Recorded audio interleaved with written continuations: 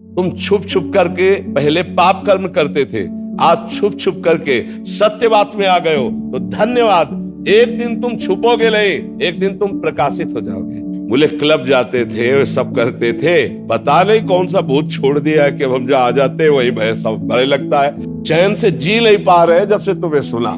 एक कह रहे थे कि बहुत हिम्मत करके फिर शराब के ठेके गए, वहां देखा आप खड़े हो, फिर लौटे जीवन में कभी मन को संयम में रखने का अभ्यास नहीं किया तो 92 वर्ष में वही बच्चों वाली हरकत पाई गई ना। मतलब इस स्थिति में थे कि करुणा उत्पन्न हो रही थी। हम कहा एक बात अब मान लोगे? बोले अब जो बोलो। कहा राधा राधा राधा राधा। बोले अब जब तक श्वास रहेगी तब तक आपका ध्यान और नाम। तो हम कहा जहां भी रहोगे तुम्हारा मंगल होगा, और जब शरीर छूटेगा तो वृंदावन में कह रहे हैं भगवान की तुम्हें प्राप्ति होगी, तुम निश्चिंत रहो। ब्रिजेश जी, आज तक से जी महाराज जी, आपके चरणों में कोटि कोटि प्रणाम। महाराज जी, बड़ी संख्या में सोशल मीडिया के जरिए युवा आपके वचनामृत का लाभ ले रहे हैं और उस पर अमल भी करते दिख रहे हैं, लेकिन उनमें अभी भी कुछ हिचकिचाहट है, खुलकर इस बात करने में शर्माते हैं, छिप छिपाकर आपको फॉलो करते हैं। उन्हें लगता है कि उनके साथी या माता पिता उन्हें नीचा ना दिखा दें। अरे अभी भी कोई उम्र है, अभी बाबा जी को सुन रहे हो, फॉलो करने का मतलब ये महाराज इनका कहने का भाव है कि युवा सुन रहा है आपको, बट आज थोड़ी सी मानसिकता जैसे बाकी लोगों की होती है तो छुप छुपा के सुनता है। कह रहे कि ये इसमें आगे लिखा है इन्होंने कि ये ऑफिस में देखते हैं तो काफी जने ने आपके कान में लगाए होते हैं, बट वो दूसरों से शर्मा शर्मा के सुनना चाहता है, समझना चाहता है और मतलब आपने जीवन में उतारना चाहता है, बट किसी को पता ना लगे, ऐसा भाव। सुनते रहे। एक दिन उनमें इतनी सामर्थ्य आएगी कि दूसरों को सुनाने लगेंगे।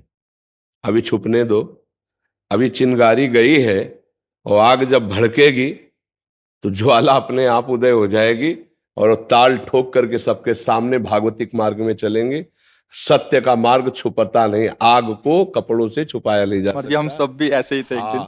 हाँ, आग को कपड़े से छुपाया नहीं जा सकता। और हम प्रणाम करते हैं युवा भाइयों को जो इसी समय अपने जीवन को सुधार में ले आए। ये अवस्था बर्बाद हो गई तो आप सच्ची मानो ये केवल नौटंकी नाटक भक्ति का बुढ़ापे में होता है, भजन नहीं होता। हमारी बात को पकड़ लेना।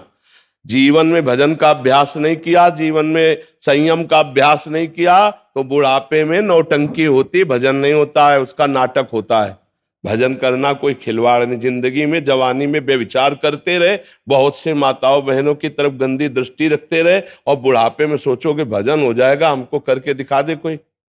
अरे भैया, साधारण बाहरी बात है, जिंदगी में पिस्तौल नहीं चलाई तो हमारे आगे सब रख दो, बेकार है, मीट की तरह भले मार सकते हैं लेकिन हम गोली नहीं चला सकते।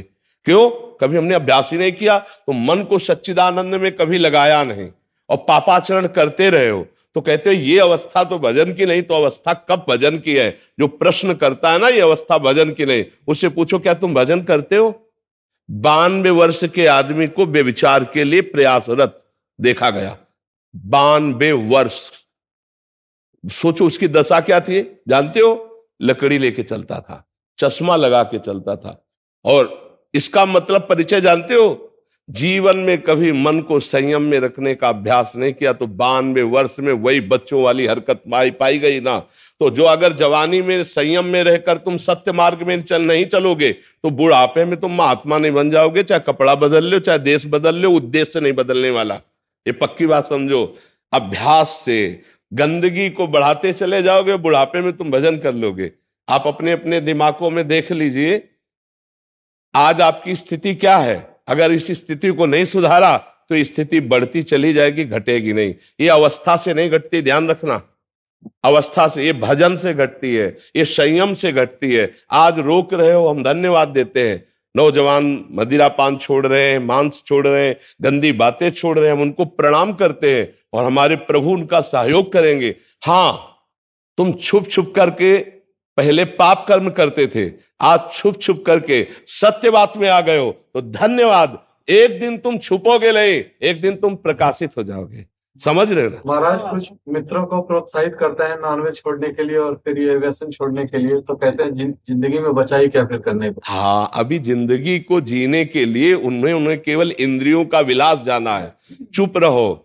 एक दिन जब इनको तमाशा लगेगा कर्म का तब ये तुमसे खुद पूछेंगे कि छोड़कर जिंदगी में जीने के लिए कोई और रास्ता है कि नहीं है।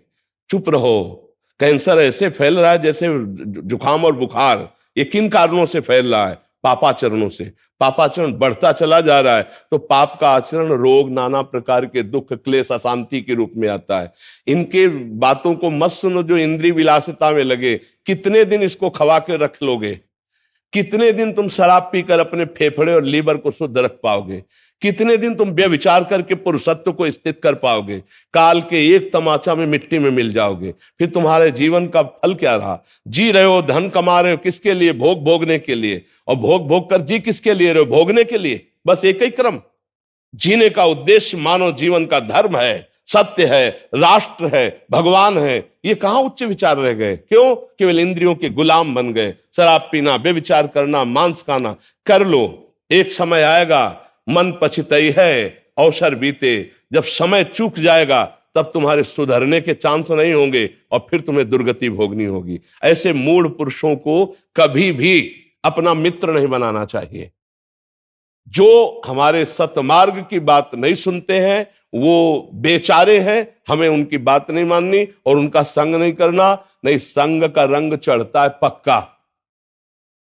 यदि तुम में इस कोटि का भजन है तो उनका परिवर्तन हो जाएगा, नहीं तुम्हारे भजन में विक्षेप पड़ जाएगा।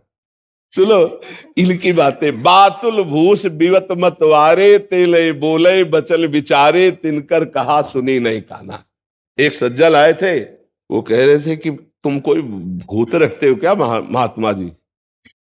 बोले क्लब जाते थे, सब करते थे, पता नहीं कौन सा भूत छोड़ दिया है कि अब हम जहाँ आ जाते हैं वही भय सब भय लगता है कि आपने मना किया है, आपने ये मना किया है, आपने ये मना किया है। चैन से जी नहीं पा रहे जब से तुम्हें सुना। पता नहीं कौन सा भूत छोड़ दिया हमारे दिमाग में। तो एक कह रहे थे कि बहुत हिम्मत करके फिर शराब के ठेके गए, वहां देखा आप खड़े हो, फिर लौटे। तो अगर वो उपहास करने के लिए भी यहां आ जाए कि देखते हैं बाबा, तो परिवर्तन हो जाए। वो उपहास के लिए अगर सुनना शुरू कर दे कि हम मानेंगे तो नहीं, पर कहते क्या है बाबा हम सुन लें, तो भूत चढ़ जाएगा, पक्का चढ़ जाएगा दिमाग। परसों आए तो थे, हमने सोचा क्या ढोंग चल रहा है। हाँ। बट कह रहे कि एक बार सुना फिर तो सुनते रह गए और नाम जब छूट कि हमारे जो हृदय से प्रभु निकलवाते हैं ना, वो केवल मंगल के लिए, आपके मंगल के लिए। आपसे हमें कुछ नहीं चाहिए, सच्ची मानना। हमारा हृदय बस यही रहता है कि जाते जाते पता नहीं कब जाना हो जाए। डायलिसिस से शरीर चलता है, जाते जाते हमारे देश को कुछ मिल जाए, हमारी जनता को कुछ मिल जाए और वो स्वस्थ हो जाए, वो विचारवान हो जाए, उनका मंगल हो जाए। अब दीपक में जितनी सामर्थ्य है उतना ही जलेगा, हाइलोजन में जितना प्रकाश उतना ही करेगा, सूर्य में जितनी ताकत है उतना प्रकाश करे। सब अपनी अपनी क्षमता के अनुसार करते ना। तो ये भागवतिक क्षमता है जो आप लोगों को परिवर्तित कर रही। भगवान निमित्त बना रहे हैं इधर और काम स्वयं वो कर रहे हैं। और पक्का जो उपहास करते हैं उनका भी मंगल होगा, जो आज निंदा करते हैं उनका भी मंगल होगा। कल वो परिवर्तित होंगे पक्का। क्योंकि जब हम स्वार्थ रहित होकर के ये बात करेंगे ना तो वो उनके ऊपर चढ़ जाएगी और उनका मंगल करेगी। ऐसी घटना घटेगी, कोई एक बात मान लेंगे, पक्का समझना। एक अनुभव की बात बता रहे कि एक डॉक्टर थे, अमेरिका से पढ़ के आए थे और वो कभी भक्ति सिद्धांत तो ये सब जानते नहीं थे, तो वो सदैव निंदा करते थे संतों की। उनको समझ नहीं थी ना, तो उनको ये लग रहा था कि ऐसा भगवान और संत तो उनके लिए कुछ नहीं ऐसा, क्योंकि पढ़े लिखे वैज्ञानिक डॉक्टर तो कोई मान्यता। एक बार उनको समझाया गया कि आपको जो ज्ञान प्राप्त हुआ वो भी भगवान की कृपा से प्राप्त हुआ। आप जो अच्छे डॉक्टर हैं, आपको जो अंगों का शल्य क्रिया के द्वारा, ऑपरेशन के द्वारा पुनः जीवन प्रदान करना, ये भगवान की ही कृपा से आपको। वो किसी भी तरह, तार्किक पुरुष किसी भी तरह नहीं मानता है। अचानक घटना घटी, एक्सीडेंट हुआ और उन्हीं की मेरुदंड टूट गई। और वो ऐसा सिस्टम है कि पूरा जीवन बर्बाद हो गया। तो एम्बुलेंस में लद के उन्होंने इच्छा जताई थी एक बार बाबा से हमें मिला दो। तो हितधाम में थे, एम्बुलेंस में वो नहीं आ पाए, रोड तक वो आए, रोड तक हम गए निकल के, रो रहे थे। और कह रहे थे है भगवान तो मुझे बचा ले। अब मतलब इस स्थिति में थे कि करुणा उत्पन्न हो रही थी। हम कहा एक बात अब मान लोगे? बोले अब जो बोलो।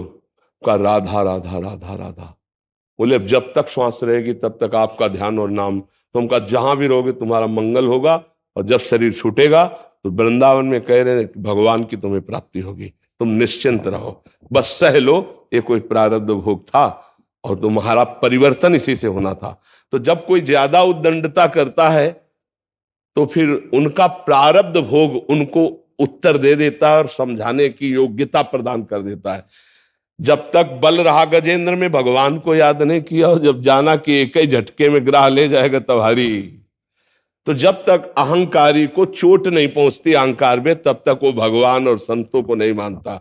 और जब एक बार उस पर प्रहार होता है तब उसको समझ में आता है कोई भगवान है, कोई है जो विश्व का विधाता है। इसलिए आप लोग तो ये उनकी बातों में प्रभावित मत होना और उनकी चिंता भी मत करना, क्योंकि एक जगह ऐसी है जहां एक दिन सबको लौट के आना पड़ेगा। आज नहीं तो कल तुम्हारा दिमाग जब थकेगा और संकट में फंसेगा तब तुम्हें नजर आएगा कि कोई है अगर तो ईश्वर है, वो मुझे बचा सकता है। पक्की बात समझ लेना। यहां स्वतंत्र नहीं, कर लो पापाचरण, जहां परिणाम आएगा तब तुम्हें ईश्वर की याद आएगी, पक्का आएगी। मन पछतई है अवसर बीते। अभी अवसर है तो मनोरंजन कर लो, अवसर हटेगा तो भोगना पड़ेगा। हमारी सबसे प्रार्थना है, आप लोग सौभाग्यशाली हैं, आप वृंदावन आए, आप संत समागम में आए, आप शराब मत पीना, मांस मत खाना, बेविचार मत करना, जितना हो सके वीर का संयम रखना और राधा राधा बोलना, आपको मंगल हो जाएगा। हमारी बात मान लेना, हम आपके ऐसे मित्र हैं जो आपका परम मंगल करने की बात कर रहे हैं। कोई स्वार्थ नहीं आपसे, आप हमारी आत्मा, आप हमारे प्राण हैं। अगर आप सही ढंग से चलेंगे तो इसमें हमको लाभ मिलता है। क्या लाभ मिलता है? आपको सुखी देखकर मुझे सुख होता है। संतों को एक ही कष्ट होता है, जब कोई मनुष्य जीवन प्राप्त करके गंदे आचरणों में बढ़ता है तब उन्हें दुख होता है कि इस जीवन से भगवान की प्राप्ति हो सकती है, ये दुखों को मोल लेने जा रहा है। पापाचरण करके आज तक कौन सुखी हुआ है? अरे रावण जैसा कोई बलवान हुआ है क्या? बंदर ऐसे अपने पैर से उसकी खोपड़ियों में लात मारते जैसे फुटबॉल की तरह। तब मंदोदरी ने जो जब दशा देखी तब कहा राम विमुख अस हाल तुम्हारा और रहा न कोकुल रोवन हारा। वो दशानन जब चलता था, बाजू ठोक देता था, लोग के लोग कांप जाते थे। आज उसके खोपड़ियों को इस तरह से अपमानित इसलिए किया जा रहा है कि भगवान से विमुख होकर चरित्रहीन हो गया। समझ पा रहे? ये सब रहे न रावण सम अभिमानी, हिरणा कश्यप सम वरदानी, खान विभव की खान जगत में कुछ दिन के मेहमान, भजले श्री भगवान जगत में कुछ दिन के मेहमान। इसलिए आप लोग तो गंदे आचरण मत करना। जो आ गए हैं उनका कल्याण तो जरूर ही होना चाहिए, और जो सुन रहे हैं भगवान उन पर कृपा करेंगे, उनकी भी बुद्धि बदलेंगे, और जो उपहास कर रहे हैं उनको भी बदलना पड़ेगा, आज नहीं तो कल। हाँ, उनके बदलने के लिए थोड़ी कड़वी दवा का प्रयोग होगा। जब उनके अहम पर चोट पड़ेगी तब वो भगवान को याद करेगा। भी अहंकार है तो अभी थोड़ा मलिनता है। इसलिए आप लोग कृपा करके अच्छे मार्ग के पथिक बनो, दुख सुख दोनों बराबर सहो। दुख में भूलो नहीं प्रभु को, शोकित मत हो, और सुख में फूलो नहीं, अहंकार मत करो, सह जाओ। संघर्ष में जीवन मानव का होता है, भगवान अवतार लेकर ये दिखाए हैं। ऐसा नहीं कि दुख आपके ऊपर आएगा और दूसरों के ऊपर नहीं आता। दुख सुख दोनों का क्रम चलता रहता है। तुम एक वीर बनो, दुखों को सहो और सुखों को ऐसे फूल मत जाओ कि अभिमान करके दूसरों को दुख देने लगो, तो कुछ दिनों में स्थिति आ जाएगी। हम भगवान के अंश हैं, हर स्थिति के प्राप्त करने के अधिकारी हैं। ये इसमें ये नहीं चलता है स्त्री पुरुष जाति पक्ष सब नहीं चलता। हम भगवान के अंश हैं, वही अंश है जो महात्माओं में है वही आप में है। यदि आप उठे तो आप भी महात्मा बन जाएंगे, पैंट शर्ट पहने हुए। आपको ऐसा जीवन हो जाएगा जगत मंगल करने वाला। इसलिए नशा न करो, बेविचार मत करो, गंदे आचरण मत करो, अपने बुजुर्गों की सेवा करो। दीन पतित जहां तुम्हें ऐसा अवसर मिले कूद पड़ो, उनकी सेवा करो, भगवान प्रसन्न हो जाएंगे।